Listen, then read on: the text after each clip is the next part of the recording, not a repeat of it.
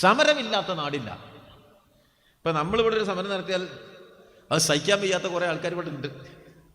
സഹിച്ചൂടാ, അയ്യോ സമരോ പ്രകടനോ, പ്രകടനം നടത്താം, റോട്ടിൽ കൂടി നടത്തണ്ട, മലയിൽ കൂടി നടത്താൻ മതി. മലയിൽ പോയിട്ട് ആരെങ്കിലും പോകണം നടത്തുമോ? പാർലമെന്റിലേക്ക് പോകാൻ വയ്യ, കാരണം ഇതൊക്കെ കോടീശ്വരന്മാർ കൈവശപ്പെടുത്തി. ഇന്ത്യൻ പാർലമെന്റൊക്കെ കോടീശ്വരന്മാർക്കുള്ളതാണ്. അപ്പൊ നമുക്ക് റോട്ടിലൊരു പ്രകടനമെങ്കിലും നടത്തണം എന്ന് നമ്മൾ പറഞ്ഞവരെ പിടിക്കും വരും. ഈ തെരുവെങ്കിലും വിട്ടു തരൂ എന്നാണ് നമ്മൾ പറയുന്നത്. ഞങ്ങൾക്ക് സമരം ചെയ്യാൻ ഈ തെരുവ്, അതിന് കാശ് കൊടുക്കണ്ടല്ലോ. ലോകത്തിന്റെ മുന്നിലെ ഒന്നാം സ്ഥാനമാണ്, ലോകത്തിന്റെ മുന്നിലെ ഒന്നാം സ്ഥാനം. ആ ഒന്നാം സ്ഥാനം ലോകത്തിന്റെ മുന്നിലാ. അത് കാണാൻ കഴിയില്ല, അവിടെ കുറച്ച് ആൾക്കാരുണ്ട്, കാണൂല. വെറുതെ ക്യാമറയും കൊണ്ടുവരിക. ലോകത്തിന്റെ മുന്നിലെ കേരളത്തെ അവരൊരിക്കലും കാണിച്ചു കൊടുക്കൂല, വടി പിടിച്ച് നടക്കും. ഒരു ഗവർണറെ സ്ഥാപിച്ചു, കേരളത്തിന്റെ എല്ലാ ജനാധിപത്യ മൂല്യങ്ങളുടെ എതിർദിശയിൽ നിന്നു. ആ ഗവർണർ പോകുമ്പോ ജനപ്രിയ ഗവർണർ പോയി എന്ന് ഞാൻ പത്രത്തിൽ വായിച്ചപ്പോൾ ആ എഴുതിയ പത്രത്തിലേക്ക് നോക്കി ഒരു 2 മിനിറ്റ് ഞാൻ ഇരുന്നു പോയി. ഭയങ്കരന്മാരാട്ടോ. ഇപ്പൊ ഈ പത്രാധിപന്മാരും ജെണ്ടായിട്ടുണ്ട്. അങ്ങനെയാണ് പുതിയ കാല പത്രം എന്ന് പറഞ്ഞാൽ അതിന് പത്രാധിപരില്ലാത്ത കാലായിപ്പോ. ഞാൻ അതിലേക്ക് പോണില്ല. എഴുതി വെച്ചിരിക്കുക ആ ജനപ്രിയ ഗവർണറെ പോയി. അദ്ദേഹത്തിനെ കുറിച്ച്, അദ്ദേഹം ഈ കേരളത്തിനോട് ചെയ്ത ദ്രോഹത്തെക്കുറിച്ച് ഒരു വരി പറഞ്ഞ ഏതെങ്കിലും ഈ മാധ്യമങ്ങൾ ഇവിടെ ഉണ്ടായോ? 9 മണി ചർച്ചയിൽ ഒരു വരിയെങ്കിലും അദ്ദേഹത്തിനെതിരായി പറഞ്ഞ ഒരു പത്രമില്ലാത്തിടത്ത് കേരളത്തിനെതിരാണ് ഇവർ, കേരളത്തിലെ ജനങ്ങൾക്കെതിരാണ് ഇവരെന്ന് ബോധ്യപ്പെടുത്തിയില്ലേ? ഈ സമൂഹത്തിലെ പാവപ്പെട്ടവൻ എത്രമാത്രം എതിരാണ് നമ്മുടെ രാജ്യത്തിലെ കമ്മ്യൂണിസ്റ്റ് വിരുദ്ധ മാധ്യമങ്ങളെന്ന് ഓരോ നിമിഷങ്ങളിലും അവർ വിളിച്ചു പറഞ്ഞുകൊണ്ടിരിക്കുകയാണ്.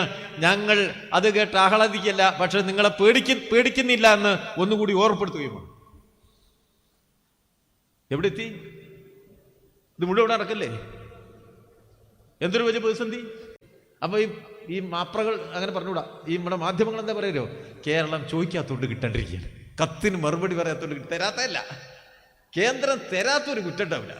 ആകണ്ടാവുന്ന കുറ്റം നമ്മൾ ചോദിച്ചതിൽ തെറ്റി. ഒരിക്കലും ഇവരെല്ലാം കൂടി എഴുതല്ലോ, ചോദിച്ചതിൻ്റെ അളവ് കൂടിപ്പോയി. കിട്ടാത്തതിൻ്റെ കാരണേ ചോദിച്ചതിൻ്റെ അളവ് കൂടിപ്പോയി എന്ന്.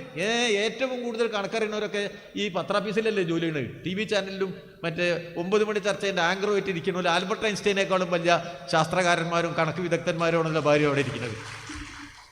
അങ്ങനെ അവിടെ ഇരിക്കുന്നത് ഇതിനാണല്ലോ സർവ്വവിജ്ഞാന കോശം. അവിടുന്ന് ഞാൻ ബാക്കി പറയുന്നില്ല. ആലോചിച്ച് നോക്കൂ, യഥാർത്ഥത്തിൽ എന്താ അവിടെ സംഭവിക്കുന്നത്? ഏതെങ്കിലും ഒരു മേഖലയിൽ കേരളം പുറകോട്ട് പോയോ? ഏതെങ്കിലും ഒരു മേഖലയിൽ ക്വാളിറ്റി ഓഫ് പൊതുവിദ്യാഭ്യാസത്തിന്റെ ഗുണനിലവാരത്തിനെ കുറിച്ച് എന്തെങ്കിലും വിവരം ഇരിക്കുന്നുണ്ടോ? എന്നാൽ ലോകത്തൊന്നാമത്തതാണ് ഈ കേരളത്തിൽ പാവങ്ങൾ കൊടുക്കുന്ന പൊതുവിദ്യാഭ്യാസം. മനസ്സിലാക്കും നിങ്ങൾ. എന്നാ ഇവിടെ എഴുതുന്നത് നമ്മളെ പത്രക്കാരൻ എന്താ എഴുതുന്നത്? അയ്യോ, കേരളത്തിലെ ഉന്നത വിദ്യാഭ്യാസം തകർന്നു, അതുകൊണ്ട് എല്ലാവരും കൂടി പുറത്തേക്ക് പോയി. അങ്ങനെയാണോ സംഭവിച്ചിരിക്കുന്നത്? അക്രഡിറ്റേഷൻ തന്നെ ഒരു സാധനമുണ്ട് ഇന്ത്യയില്.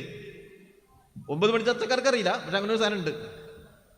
ആ അക്രഡിറ്റേഷൻ വെച്ച് നോക്കിയാൽ കേരളത്തില് സർവകലാശാലകളുടെ മുഴുവൻ അക്രഡിറ്റേഷൻ നിലവാരം കൂടിയോ കുറഞ്ഞോ? അവിടെയാണ് കുട്ടികൾ മൂത്രപ്പരയിൽ ദുഃഖം എഴുതി വയ്ക്കുന്നത്. പഠിച്ചു പോകണം മാപ്ര, അവിടെ മറ്റേ ഈ ആങ്കർമാര് പഠിച്ചു പോകണം. എന്താ നടക്കുന്നത്? എന്താണ് ഇന്ത്യ എന്ന്, എന്താണ് ലോകം എന്ന് വെറുതെ ഇരുന്ന് പറയുന്നത്. കമ്മ്യൂണിസ്റ്റുകാരെ കുറ്റം പറയാൻ വേണ്ടി കാച്ചിക്കൊണ്ടിരിക്കുക. എണ്ണം കുറഞ്ഞാൽ പിന്നെ കുട്ടികൾ സ്കൂളിൽ ഉണ്ടാവുമോ?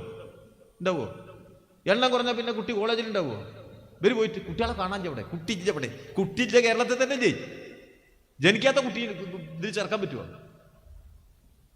നാട്ടിൽ വന്ന മാറ്റം മനസ്സിലാവാത്തിരിക്കുന്നത് ഏക സ്ഥലം പത്രാഫീസിലാ. അടിച്ച് കാച്ചല്ലേ എന്തെങ്കിലും പറയണേ. അവസാനം പറഞ്ഞ് എവിടെ എത്തി? ഈ മലപ്പുറം ജില്ലയിൽ +2 സീറ്റ് ഇല്ലാത്തവരുണ്ട്. എല്ലാ കൊല്ലും പറയും, റിസൾട്ട് വന്നാൽ പിറ്റേന്ന് പറയും മലപ്പുറത്ത് +2 സീറ്റ് ഇല്ല. പിന്നെ കുറച്ച് ആൾക്കാർ അപ്പം സമരക്കാർ പോവും. ആ സമരക്കാരെ പേര് ഞാൻ പറയുന്നില്ല, പേര് പറഞ്ഞാൽ കുടുങ്ങി. ആ സമരക്കാരൊക്കെ ഇറങ്ങി ഇവിടെ. ഇപ്പോൾ ആർക്കെങ്കിലും കിട്ടാത്തുണ്ടോ ഈ കേരളത്തിൽ? +2 സീറ്റ് കിട്ടാത്ത ആരെങ്കിലും ഉണ്ടോ? ഞാൻ കേൾക്കുന്നില്ല. അപ്പോൾ ഒരു പത്രം എഴുതിയിരിക്കുക, എന്താ അറിയോ? ഇഷ്ടപ്പെട്ട സ്കൂളിൽ ഇഷ്ടപ്പെട്ട കോഴ്സിന് ഇഷ്ടപ്പെട്ട കുട്ടിക്ക് ഇഷ്ടപ്പെട്ടതുപോലെ പഠിക്കാനുള്ള സൗകര്യം വേണ്ടേ? ലോകത്തെവിടെയും നടക്കുമോ? പഠനത്തിനൊരു മെറിറ്റില്ലേ? നമ്മളൊക്കെ പഠിച്ചവരല്ലേ? മെറിറ്റിലല്ലേ ഇത്ര എല്ലാത്തിനും ഒരു കട്ട് ഓഫ് മാർക്ക് ഉണ്ടാവില്ലേ? ലോകത്തില്ലേ?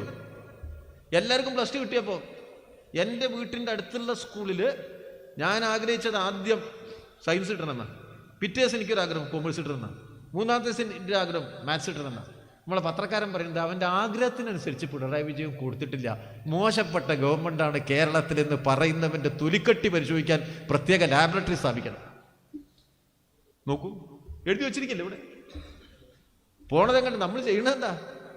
അവിടെ ആശുപത്രി വിൽക്കുമ്പോൾ ഏറ്റവും നല്ല മെഡിക്കൽ കോളേജുകൾ ഇവിടുത്തെ കേരളത്തിലെ സർക്കാർ ആശുപത്രി പോകും. ലോകത്തെവിടെയെങ്കിലും ഉണ്ടോ ഇത്ര മികച്ചത്? കമ്മ്യൂണിസ്റ്റ് വിരോധമാകാൻ നിങ്ങൾക്ക് ലേശം മനുഷ്യത്വം വേണം എന്നാണ് വളരെ വിനയപൂർവ്വം ഞാനവരെ ഓർമ്മിപ്പിക്കുന്നത്. അത് നിങ്ങൾക്കാവാം, ഇവർ പറയില്ല. വസ്തുതയോട് കിടക്കുക. എവിടെ ഒരു കുറവ് സംഭവിച്ചു? വിദ്യാഭ്യാസ മേഖലയിൽ ഉണ്ടായോ? ആരോഗ്യ മേഖലയിൽ ഉണ്ടായോ? സേവന മേഖലയിൽ ഉണ്ടായോ? ഇവിടെ ഞാൻ ഇന്നലെ ടി വി നോക്കുന്നുണ്ട്, കുണ്ടുകൂടി ഇങ്ങനെ ചാടുന്നു ഓട്ടോറിക്ഷ. ഇന്നലെ ഞാൻ നോക്കിയതാ. എപ്പോഴും ഞാൻ നോക്കലില്ല, കാരണം ഇത് പറ്റിപ്പോവും. ഞാൻ നോക്കിപ്പോയി.